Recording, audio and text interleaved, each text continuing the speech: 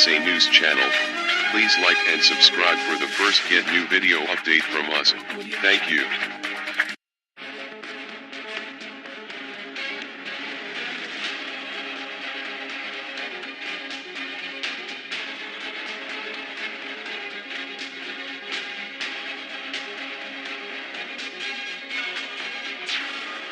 Experts in the US are still running analysis on a missile test the North carried out in late November, but that hasn't stopped the defense chief from hosing down claims that Pyongyang subsequently made about the launch.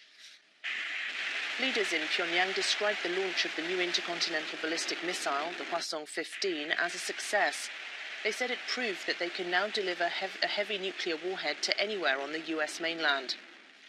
Defense Secretary Jim Mattis rejected the claim. He said the North has yet to show that it's a credible threat to the US. US government sources have told NHK that the North hasn't shown that it can get an ICBM warhead to survive re-entry into the atmosphere. A US research group says the Hwasong-15 may be able to reach the US mainland, but would experience problems on re-entry. North Korea vowing to beef up their nuclear arsenal as nations around the world warn them it's time to stop. Dictator Kim Jong-un telling scientists he wants to increase the quality and number of deadly weapons. But Secretary of State Rex Tillerson says now is the time for diplomacy. We're ready to talk anytime North Korea would like to talk. And we're ready to have the first meeting without precondition.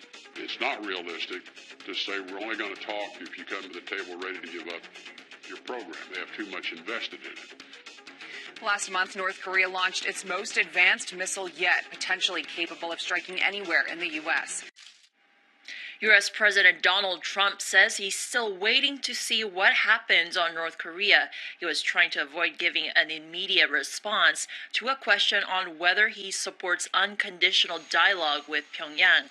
President Trump said he's hoping for a breakthrough and that the U.S. has a lot of support from other nations on its North Korea policy. His remarks come a few days after Secretary of State Rex Tillerson said the U.S. is willing to hold talks with the North without preconditions. President Trump also said he asked Russia for more help resolving the North Korean issue during his recent phone call with President Vladimir Putin. The UN Secretary General has said he's deeply concerned by the risk of military conflict on the Korean Peninsula resulting from an unintended escalation or miscalculation and has called on North Korea to reopen channels of communication. Speaking at a Security Council meeting in New York on Friday, Antonio Guterres criticized the regime's continued development of nuclear weapons and missiles this year. But he said dialogue was essential to lower risk and reduce tensions, as military action would have been devastating and unpredictable consequences. He also offered the UN as an impartial intermediary in this endeavour.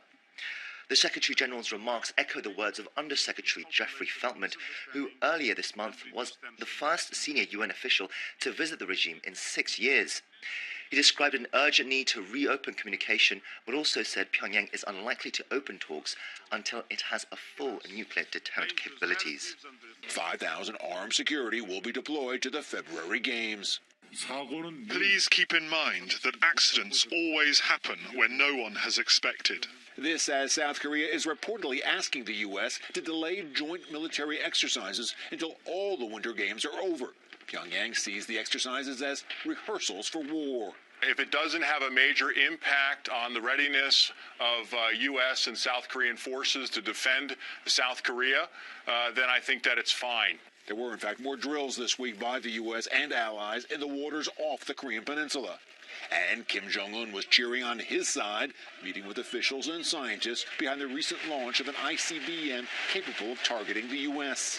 In speeches today, Secretary of State Tillerson said diplomacy is still possible, just... As I've told people many times, I will continue our diplomatic efforts until the first bomb drops.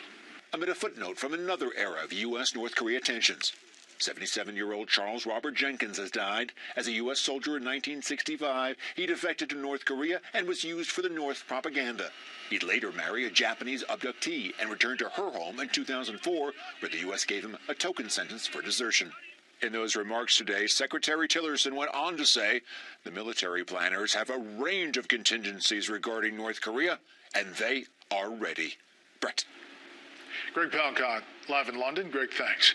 Hi, Molly. Well, Secretary of State Rex Tillerson told the UN Security Council yesterday that the U.S. would not sit down with North Korea until the regime changed their threatening behavior first. It was a reclarification about America's approach to North Korea after a week of mixed messages from the Trump administration.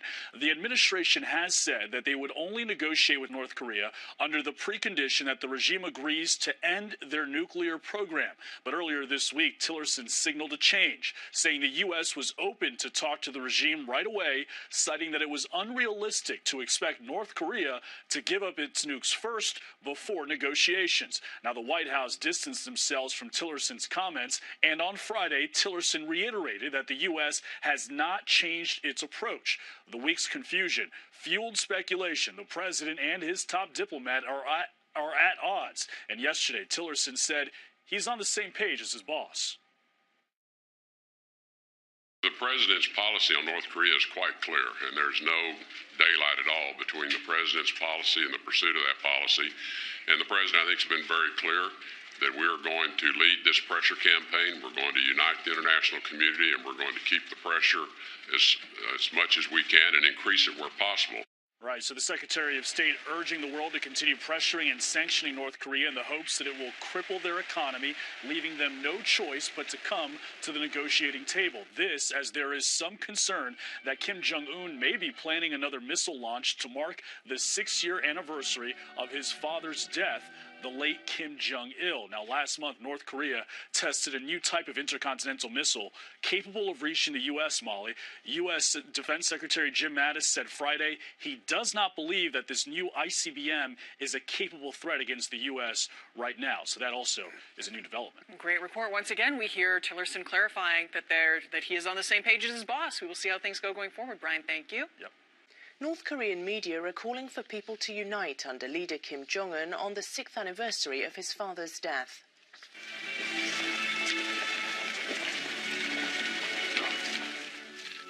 Large crowds have been offering flowers at a statue of Kim Jong-il in Pyongyang. State-run Korean Central Television has been broadcasting footage of the late Kim.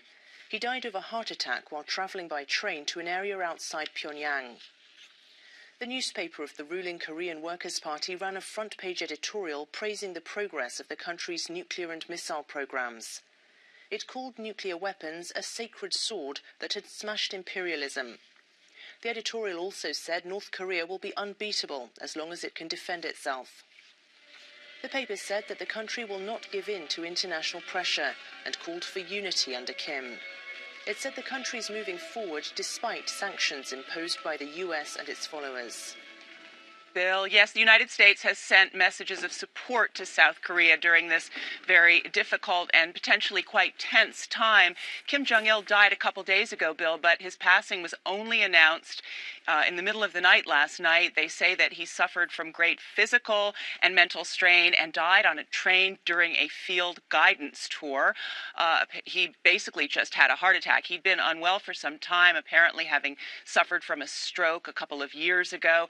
As you've seen, there are these intense scenes of mourning. Now, a lot of North Korea experts have questioned how genuine that outpouring of emotion really is and to what extent people feel that they need to behave this way on the streets. There is a period of national mourning in place in North Korea now until December 29th. The burial for Kim Jong-il will be on December 28th.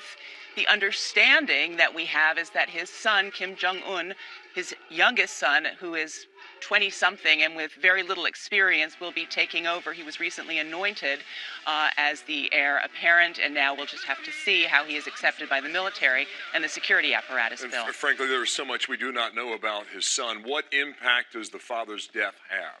How do we measure that now, Amy? Right. Well, Bill, I think the biggest concern that people have is that Kim Jong-un, this apparent successor, may feel he has to prove his mettle in this period, not wanting to show any weakness. This test firing of a missile, though, it needs to be said, has been dismissed by both South Korean officials and U.S. officials as being a routine exercise and not having anything to do with the passing of the North Korean leader. But it is a period now of uncertainty. Some have said the next 24 to 48 hours will be very important in terms of seeing what develops. Nuclear talks, of course, had started to look like they might get back on track over the summer. It's not clear how this will set that process back. The six-nation talks, which had been very key in trying to get North Korea to stand down from its nuclear program, had stopped 3 years ago.